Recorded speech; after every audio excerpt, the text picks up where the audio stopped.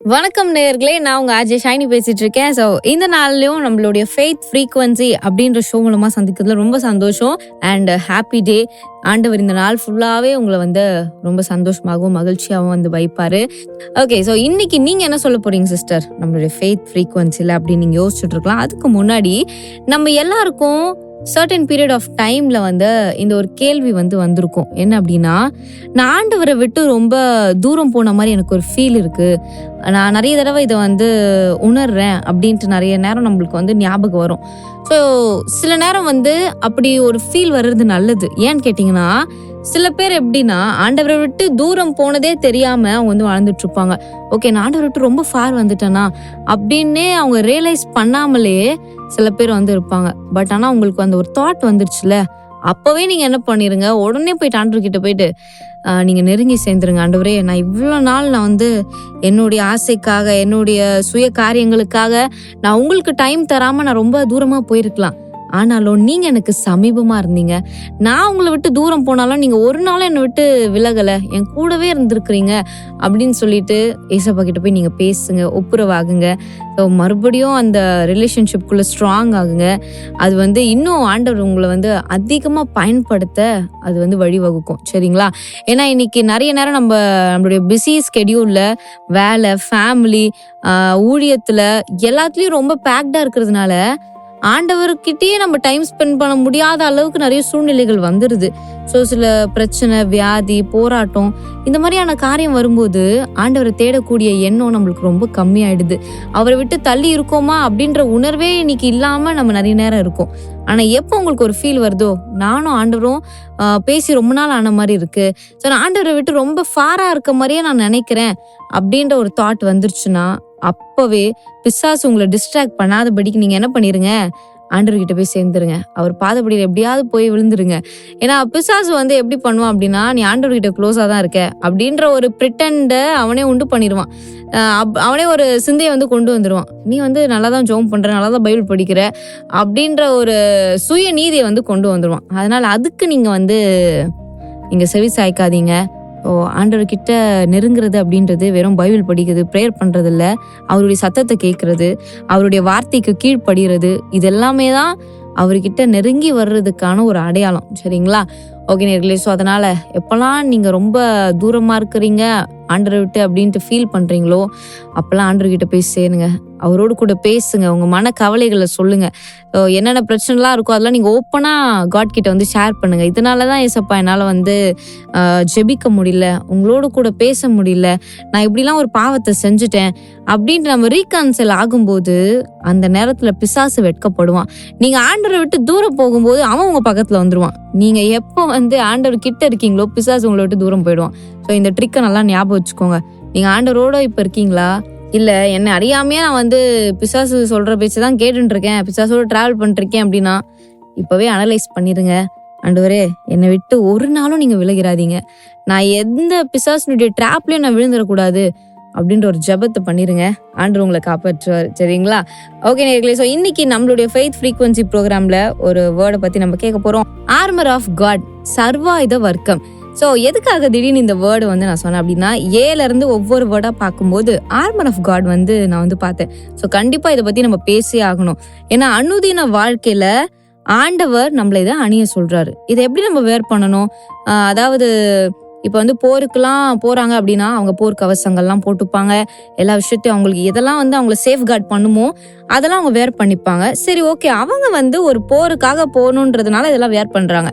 நான் எந்த போருக்கு போக போறேன், எதுக்காக நான் இதெல்லாம் வந்து வேர் பண்ணணும் அப்படின்ற ஒரு கேள்வி உங்களுக்கு வந்து வரலாம். ஸோ இது பற்றி நான் உங்களுக்கு சொல்லட்டா?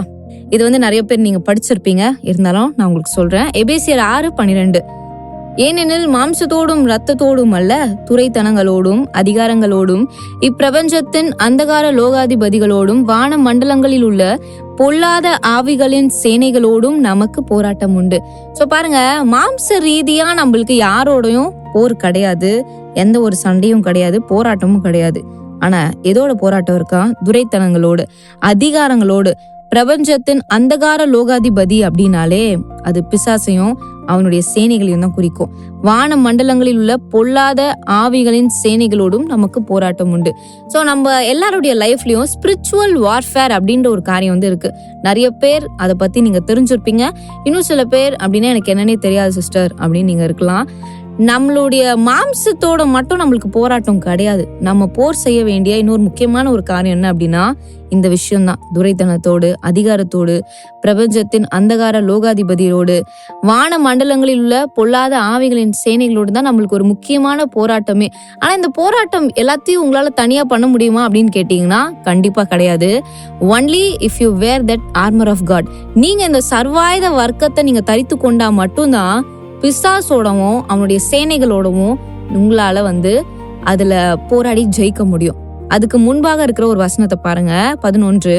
நீங்கள் பிசாசின் தந்திரங்களோடு எதிர்த்து நிற்க திராணி உள்ளவர்களாகும்படி தேவனுடைய சர்வாயுத வர்க்கத்தையும் தரித்து கொள்ளுங்கள். ஸோ அப்ப நீங்க பிசாசோட எதிர்த்து நிற்க உங்களுக்கு வந்து ஒரு பலன் வேணும், ஒரு திராணி வேணும் அப்படின்னா நீங்க ஃபர்ஸ்ட் என்ன பண்ணணும்? தேவனுடைய சர்வாயுத வர்க்கத்தை நீங்க தரித்து கொள்ளணும். அதுதான் ஆர்மர் ஆஃப் காட். ஸோ அதே 13ஆம் வசனத்துல, ஆகையால் தீங்கு நாளிலே அவைகளை நீங்கள் எதிர்க்கவும் சகலத்தையும் செய்து முடித்தவர்களாய் நிற்கவும் திராணி உள்ளவர்கள் ஆகும்படிக்கு தேவனுடைய சர்வாயுத வர்க்கத்தையும் எடுத்துக்கொள்ளுங்கள். ஸோ இங்கதான் ஸ்டார்ட் ஆகுது.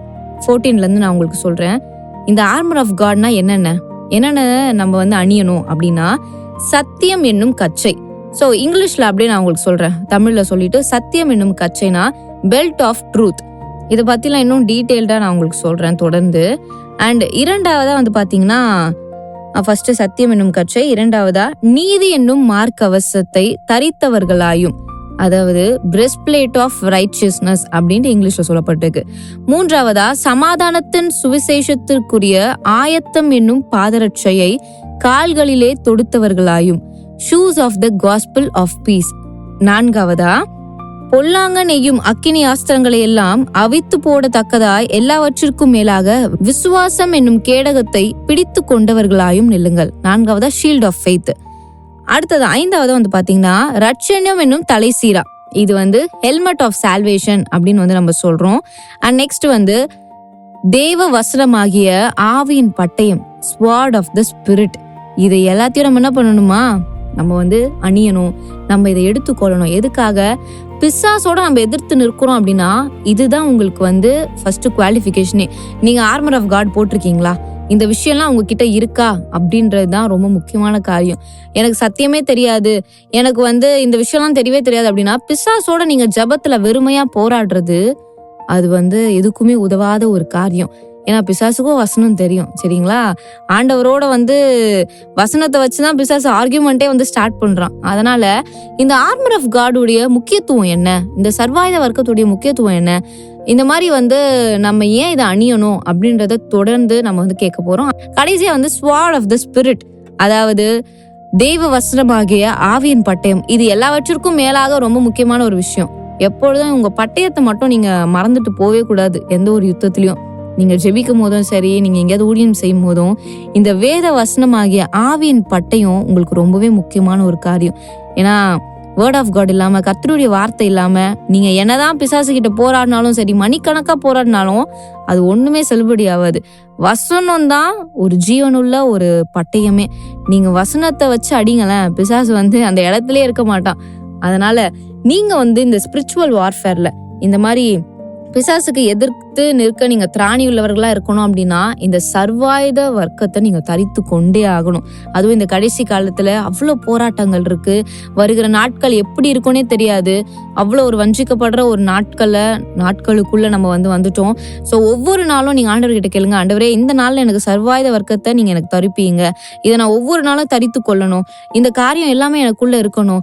ஏன்னா ஒரு போருக்கு போறவன் நார்மலான ஒரு ட்ரெஸ்ல போனா அப்படின்னா கண்டிப்பா எதிரி வந்து அட்டாக் பண்ணிட்டு ஈஸியா அவங்களை கொண்டுட்டு போயிடுவான். அதனால அதே மாதிரிதான் நீங்க ஒரு ஸ்பிரிச்சுவல் வார்ஃபேர்க்குள்ள போறீங்க அப்படின்னா ஃபர்ஸ்ட் நீங்க அதற்கான போர்க்கவசத்தை போட்டுக்கணும். அதாவது சர்வாயுத வர்க்கத்தை நீங்க வந்து தரித்து கொள்ளணும், சரிங்களா?